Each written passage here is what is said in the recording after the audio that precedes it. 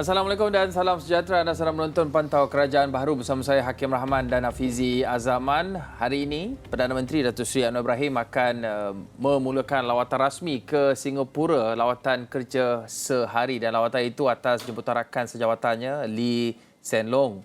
Dan ini merupakan lawatan rasmi sulung beliau ke Republik itu selepas menyandang jawatan Perdana Menteri Malaysia yang ke-10. Dan difahamkan Perdana Menteri akan bertemu dengan pemimpin-pemimpin Singapura termasuklah Presiden Singapura Halimah Yacob dan juga Perdana Menteri Singapura Lee Hsien Loong. Anwar akan diiringi isteri Datuk Seri Dr. Wan Zaw Ismail. Delegasi juga akan disertai oleh Menteri Luar Negeri Datuk Seri Zamri Abdul Kadir, Menteri Pengangkutan Anthony Loke, Menteri Perdagangan Antarabangsa dan Industri Tengku Datuk Seri Zafrul dan Menteri Komunikasi dan Digital Ahmad Fahmi Muhammad Fazil bersama pegawai kerajaan yang berkaitan.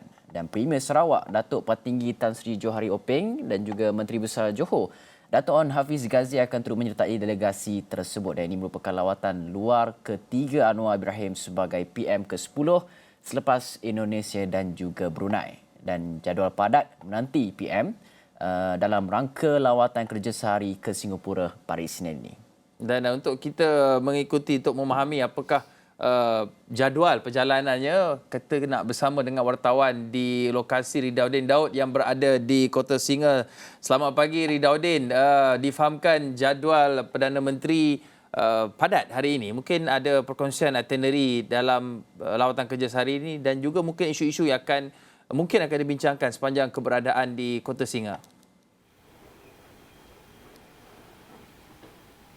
Baik, terima kasih kepada dua rakan setugas di Bukit Jalil, Kuala Lumpur. Saya kini berada di Kota Singa seperti mana Hakim beritahu sebentar tadi untuk mengikuti lawatan kerja Perdana Menteri ke-10 Datuk Seri Anwar Ibrahim ke Kota Singa yang mana merupakan lawatan sulung beliau. Seperti ini, sebelum ini kita tahu beliau pergi ke Indonesia dan juga Brunei. Ada banyak cerita dari sana, ada banyak juga MOU yang ditandatangani antara syarikat-syarikat di Malaysia dan juga syarikat di Indonesia dan Brunei. Begitu juga keadaannya di sini kerana kalau ikutkan jadual yang diberikan kepada kami, ada juga MOU yang akan ditandatangani yang saya akan ceritakan sebentar nanti. Namun kalau diikutkan jadualnya, betul Hakim, memang padat sungguh jadualnya. Kalau ikutkan, ia bermula pada jam 8.30 pagi apabila Perdana Menteri dijangka terbang dari Kuala Lumpur untuk ke Singapura pada 8.30 pagi dan dijangka tiba pada jam 9.30 pagi. Namun kalau diikutkan, sebenarnya cuaca di Singapura pada pagi ini sejak daripada jam 7 pagi tadi agak gelap dan juga sebenarnya tadi ada hujan, sekarang pun nampak sudah hujan juga dan di kawasan lebih jauh pun nampaknya seolah-olah ada hujan lebat. Jadi kemungkinan akan ada flight delay dan sebagainya. Kita harapkan tiada flight delay, namun kemungkinan itu masih lagi ada. Namun beliau dijangka tiba pada jam 9.30 pagi dan kemudian beliau akan terus pergi ke Pejabat Suruhanjaya Tinggi Malaysia sebelum ke Istana Singapura untuk majlis sambutan ketibaan delegasi Malaysia pada jam 11 pagi dan tiba di Suruhanjaya Tinggi Malaysia pada jam 10.30 pagi dan kemudiannya Anwar dijadual menyertai majlis Orchid Naming pada jam 11.15 pagi sebelum melakukan kunjungan hormat kepada Perdana Menteri Lee Hsien Loong juga di Istana Singapura pada jam 11.30 pagi. Dan kemudian kedua-dua pemimpin dijadual mengadakan pertemuan empat mata pada jam 11.50 pagi sebelum menyertai majlis makan tengah hari anjuran Perdana Menteri Singapura. Sebelum itu juga, sebelum makan tengah hari, ada juga majlis memeterai memorandum persefahaman ataupun MOU bersama dengan Kementerian Komunikasi dan Digital dan juga Kementerian Perdagangan Antarabangsa dan Industri yang dijadualkan sebelum makan tengah hari. Selepas makan tengah hari masih lagi sibuk, jadualnya masih lagi padat kerana difahamkan Datuk Seri Anwar Ibrahim akan mengadakan pertemuan pula dengan diaspora Malaysia yang berada di sini dan kemudian kalau diikutkan pada jam 4.15 petang akan ada sesi sidang media bersama dengan media antarabangsa dan kemudian pada jam 5.15 petang kalau ikut jadual barulah bersama dengan media Malaysia untuk sidang media sebelum beliau akan berangkat pulang ke Kuala Lumpur pada jam 6 petang. Jadi kalau diikutkan sebenarnya antara isu-isu yang dibincangkan, banyak sebenarnya saya jangka isu yang dibincangkan kerana kalau diikutkan Singapura merupakan rakan dagangan kedua terbesar Malaysia dengan pelaburan lebih 367 bilion ringgit. Jadi sudah pasti banyak perkara yang akan dibincangkan. Namun saya menjangkakan antara perkara yang akan dibincangkan seperti yang dalam kenyataan Wisma Putra adalah berkenaan dengan keselamatan cyber dan juga ekonomi digital, ekonomi hijau dan pastinya salah satu lagi topik yang akan dibincangkan adalah urbanisasi di mana kita tahu bagaimana Singapura merupakan negara maju yang sudah pasti sedikit sebanyak Malaysia boleh mendapat, kalau tidak pun mendapat teknologi-teknologi, sekurang-kurangnya kita mendapat input yang kemudiannya akan dibawa dan diterjemahkan ke Malaysia supaya Malaysia sekurang-kurangnya dapat mengikut Singapura agar mereka tidaklah begitu berada jauh daripada kita dan kita dapat ikut sedikit demi sedikit. Namun antara perkara yang sempat juga yang akan dibincangkan juga semalam, sebenarnya media ada bertemu dengan Menteri Luar Negeri Datuk Seri Zamri Abdul Kadir. Beliau mengatakan bahawa antara perkara yang beliau harapkan dalam pertemuan ataupun perbincangan pada kali ini adalah perbincangan ataupun keputusan yang tidak menguntungkan sebelah pihak, sebaliknya memberikan keputusan win-win situation kepada kedua-dua negara. Jadi sudah pasti ada juga perkara-perkara yang seperti yang dimaklumkan oleh Datuk Seri Zamri Abdul Kadir, ada juga perkara sebelum ini yang sudah pun dibincang namun tidak bergerak, mungkin akan dibincangkan sekali lagi dan Perdana Menteri memberi komitmen akan cuba menyelesaikan dan bergerakkan apa saja isu-isu yang tertangguh sebelum ini. Jadi saya fikirkan di Indonesia kita lihat banyak ceritanya, di Brunei kita lihat banyak ceritanya, dan saya jangkakan di Singapura juga kita akan lihat banyak ceritanya, kerana kalau diikutkan Singapura merupakan rakan, boleh dikatakan juga sebagai keluarga, namun masih lagi ada beberapa isu yang boleh dibangkitkan, boleh dibincangkan untuk kemaslahatan bersama sebenarnya untuk masa-masa akan datang, Hakim dan juga Hafizi. Okey, baik. Terima kasih kepada Ridauddin Daud, wartawan Astro Awan yang telah pun berada di Kota Singa untuk berkongsikan berkaitan dengan lawatan pertama kali untuk Datuk Seri Anwar Ibrahim sebagai Perdana Menteri di Kota Singa tersebut, yang mana kalau kita lihat ini juga mahu kami bincangkan bersama dengan Profesor Dr. Syed Khairuddin Al-Junaid, pakar sejarah Asia Tenggara, yang mana kita ingin melihat kepada keakraban Singapura dan juga Malaysia, sememangnya jiran bersebelahan ini, hubungan rapat yang cukup mendalam dan ini adalah penting. Mungkin kita mahu melihat dulu kepada signifikan lawatan PM ke Singapura sehari saja.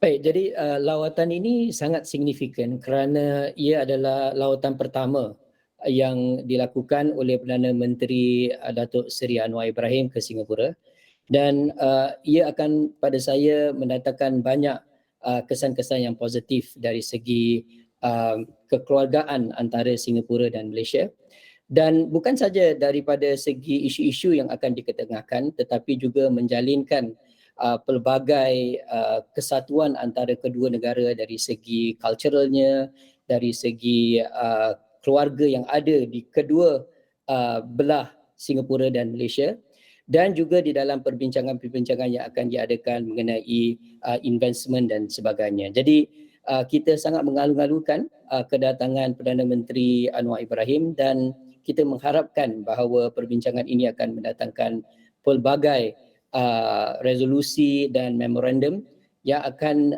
memperbaiki jalinan di antara kedua negara. Prof, Malaysia dan Singapura mempunyai isu-isu yang sering berlaku, antaranya seperti isu maritim. Tapi bagaimana kepimpinan Datuk Seri Anwar Ibrahim boleh memwujudkan satu penyelesaian terhadap isu-isu yang berbangkit antara Malaysia dan juga Singapura, dan mungkinkah ada apa yang dikatakan sebagai low hanging fruit yang boleh diselesaikan antara kedua-dua negara ini, Prof? Ya, pertama sekali kita harus lihat dari segi track record Datuk Seri Anwar Ibrahim. Kita lihat bahawa dia adalah seorang Perdana Menteri yang dihormati di seluruh ASEAN, dan kalau kita lihat daripada perspektif Singapura, jalinan di antara menteri-menteri dan juga Perdana Menteri Singapura dengan Anwar Ibrahim sangat baik, dan ini mendatangkan pada saya satu kebaikan dari segi menangani isu-isu yang sedia ada seperti isu maritim dan sebagainya. Jadi pada hemat saya, kalau kita lihat dari segi track record Perdana Menteri Anwar Ibrahim, saya yakin bahawa perbincangan tentang isu-isu seperti isu pergerakan orang-orang daripada Malaysia ke Singapura, dan juga isu-isu yang lain seperti isu air, the water issue, dan juga isu seperti the Johor Bahru Singapore Rapid Transit System, dan juga isu seperti high speed rail akan dibincangkan dengan cara yang konstruktif dan membina.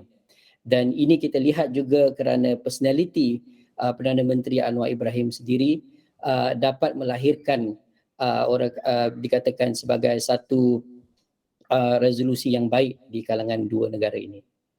Adakah isu-isu sensitif seperti air mentah, Pulau Batu Putih juga mungkin akan turut sama dibincangkan, Prof? Ya, saya yakin juga ia akan dibincang, tetapi daripada apa yang kita lihat daripada bulan-bulan yang lalu, isu-isu ini pada saya dapat dileraikan dengan perbincangan diplomatik di kalangan Perdana Menteri Singapura dan Malaysia. Saya yakin bahawa kedua Perdana Menteri faham bahawa isu-isu ini tidak akan mendatangkan satu orang kata konflik di kalangan dua negara. Malahan isu ini dapat ditantangi dengan cara yang akan mendatangkan perjalinan yang lebih rapat di kalangan kedua negara. Memang isu-isu perada berangka dan sebagainya adalah seperti yang dikatakan oleh pelbagai analis adalah long standing isu-isu yang berlarutan, tapi dengan ada relationship atau perhubungan rapat di kalangan Perdana Menteri dan di kalangan menteri-menteri daripada kedua belah pihak kita akan mungkin mendatangkan satu persefahaman tentang bagaimana cara yang terbaik untuk melangkah ke hadapan menangani isu-isu yang masih ada itu. Ya, baik. Pastinya isu-isu yang disebutkan itu mungkin tidak mempunyai urgencies yang keterlaluan untuk diselesaikan, tetapi lebih kepada menjaga hubungan diplomasi ataupun diplomatik antara kedua negara, ibarat menarik rambut dalam tepung. Mungkin itu pendekatan yang akan digunakan. Tapi dalam masa sama, Prof, kita juga ingin melihat kepada bagaimana potensi kedua negara ini. Kita serba maklum bahawa Singapura dikenali sebagai hub keuangan di Asia, dan juga Malaysia mempunyai kekuatan sendiri dalam meneroka bidang-bidang baru, terutamanya sebagai ahli dalam ASEAN dan juga di Asia Pasifik ini. Dan pastinya ini juga akan terus kita bincangkan, Prof, selepas kita kembali daripada rehat seketika.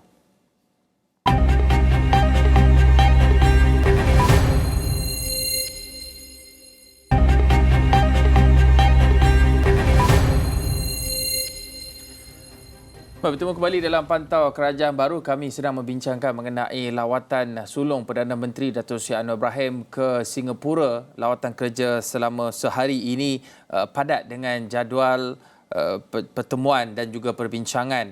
Kita bersama dengan Profesor Dr. Syed Khairuddin Al-Junaid, pakar sejarah Asia Tenggara. Prof, tadi kita sudah membincangkan mengenai isu-isu yang mungkin berbangkit di antara kedua-dua negara ini, yang pastinya kedua-dua kepimpinan ini mempunyai pendekatan yang cukup diplomatik dalam menyelesaikan isu di antara kedua negara, kerana kedua-dua negara mempunyai sejarah yang cukup panjang dari segi budaya dan sosiopolitik juga begitu.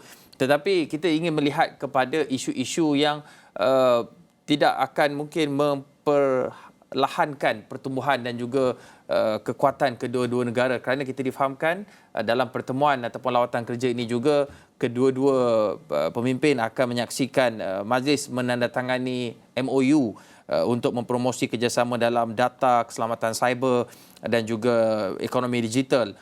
Bagaimana Prof melihat kekuatan kedua-dua negara ini dalam meneroka bidang-bidang baru yang memberikan situasi menang-menang dan boleh mengenepikan isu yang mungkin boleh menghambat mereka ataupun kedua-dua negara ini daripada bergerak ke hadapan sebagai sebuah negara yang kuat, terutamanya di Asia Tenggara?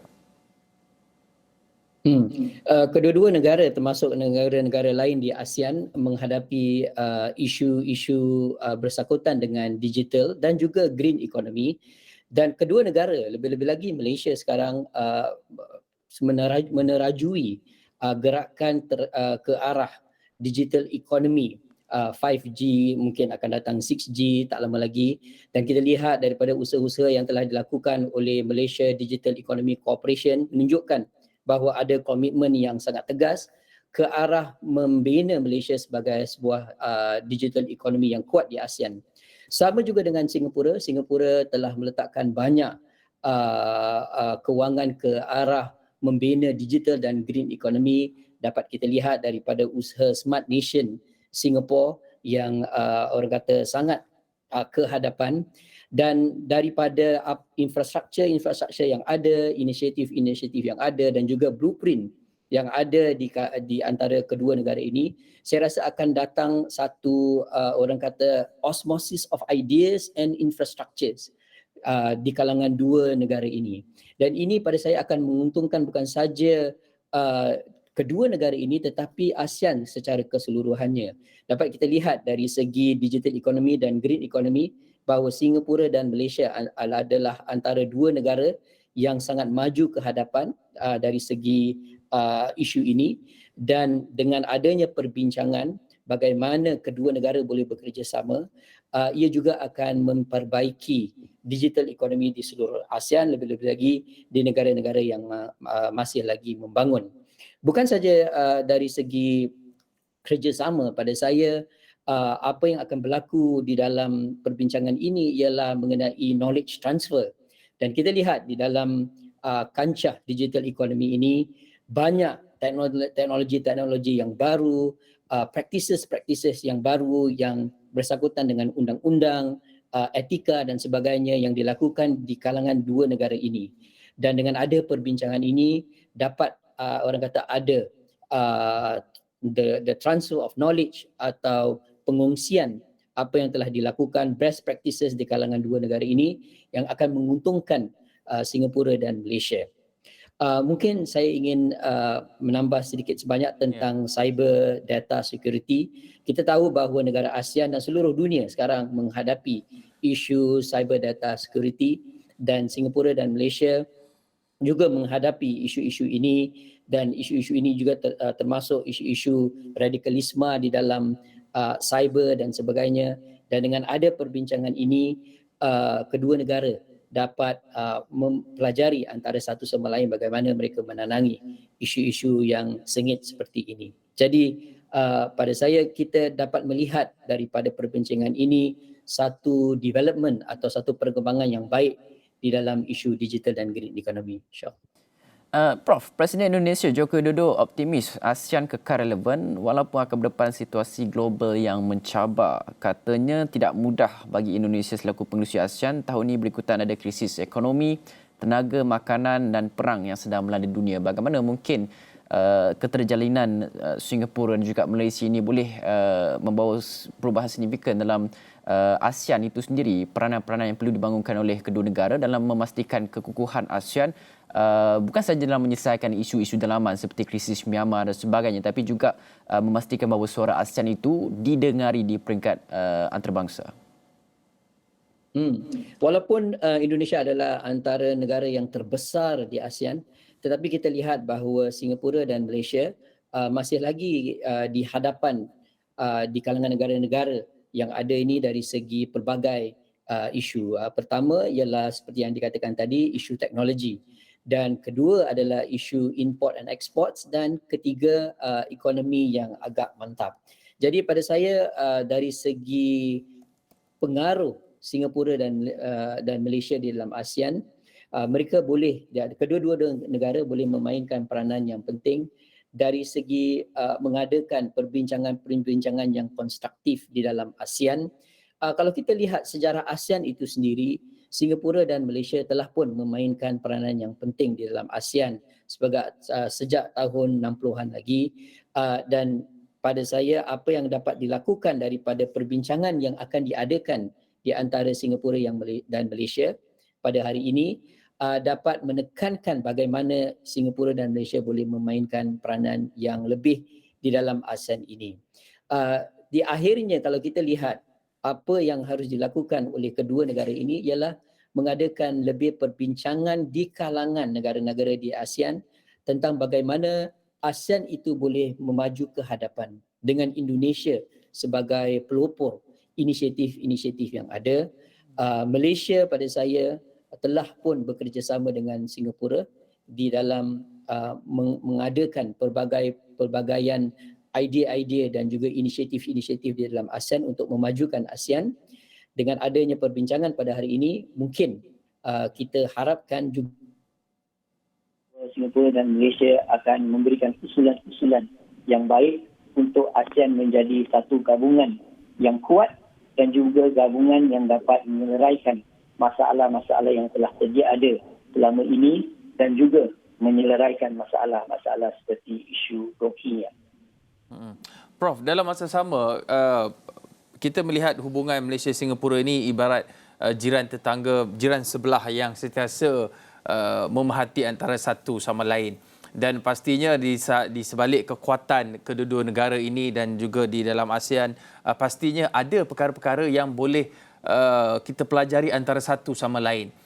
Knowledge transfer seperti yang Prof sebutkan tadi, saya kira antara perkara yang disebut-sebut mengenai Malaysia dan Singapura sejak kebelakangan ini adalah mengenai kenyataan yang dikeluarkan oleh Menteri Perumahan dan Kerajaan Tempatan KPKT Ngah Komeng yang melihat bagaimana kementerian mungkin akan menjemput pakar-pakar dari Singapura untuk berkongsi maklumat berhubung dengan HDB ataupun Housing and Development Berhad, bagaimana Singapura menyusun atur dari segi urus takbirnya dan juga kedudukan geografinya menguruskan perumahan bagi warga Singapura, di mana 80% daripada warga Singapura menduduki di kediaman di HDB.